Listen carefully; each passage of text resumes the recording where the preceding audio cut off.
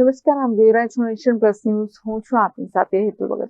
છોટાઉદેપુરમાં 2 માળના નવનિર્માણ પામનાર મકાન પરથી મજૂર પડતા ઘટના સ્થળે મોત નીપજ્યું હોવાની માહિતી સાંપડી રહી છે. છોટાઉદેપુરમાં 2 માળના નવનિર્માણ પામનાર મકાન પરથી મજૂર પડતા ઘટના સ્થળે જ કમકમાટી ભર્યું મોત નીપજ્યું છે. ગુરુકૃપા સોસાયટીમાં મકાનનું કામ કરતા મજૂર પડતા માથાના ભાગે ઈજા પહોંચતા મોત થયું છે. ધાબાનું સેન્ટિંગ બાંધતી વખતે ટેકો હટી જતા નીચે પટકાયો હતો.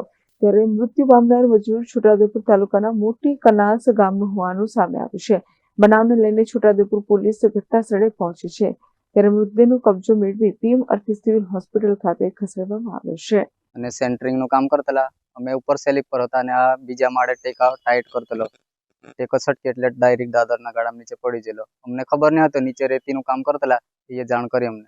ઉપર હતા અને મેં એમને જોઈએ પણ નથી. આ છોકરી હતી કે છોકરીઓ કે માણસ કોઈક પડી ગયા તે મેં શું જાણ્યું કે કોઈક પતંગ ચડાવવા વાળો એ હતો એ પડી ગયા એમ કરીને મેં નીચે ઉતરી હતા. અમારો પેલો મજૂર હતા એ પડી ગયા પણ અમને ખબર બી નહીં હતી એમ કે નીચે પડી ગયા એમ કરીને પછી જોઈએ તો બરાબર કે એવું નીચેથી એમ પડી ગયા તો પેલા એમને પેલા ટેકા હારવામાં હતા એ પણ કઈ રીતે હારતા હતા એમ ઉપર પાટિયામાં મારવામાં હતા એટલે પછી અમને બધું ખબર હતી નહીં. આમાં એવું છે કે અમારા કનાસ ગામના છોકરા હતા એ અહીં કામ કરવા માટે આવ્યો હતો અને કંઈક અચાનક સ્લીપ ઠોકતા કંઈક એનો ટેકો ખસી જતા એ પડી ગયો હતો અને એનું ઘટના સ્થળે મોત થયું એવું અમને જાણ થતાં અમે કનાસથી અહીં આવેલા છે અને અહીં આવીને જોયું ત્યારે અમારા ગામનો છોકરો પડેલો હતો અને એનું અકસ્માત થયું મૃત્યુ થયું હતું. Rehan Patel, Nation Plus News, Chhota Udepur. સમાચારોના સતત અપડેટ મેળવવા માટે અમારી નેશન પ્લસ ન્યૂઝની યુટ્યુબ ચેનલને સબસ્ક્રાઇબ કરો, બેલ આઇકન દબાવો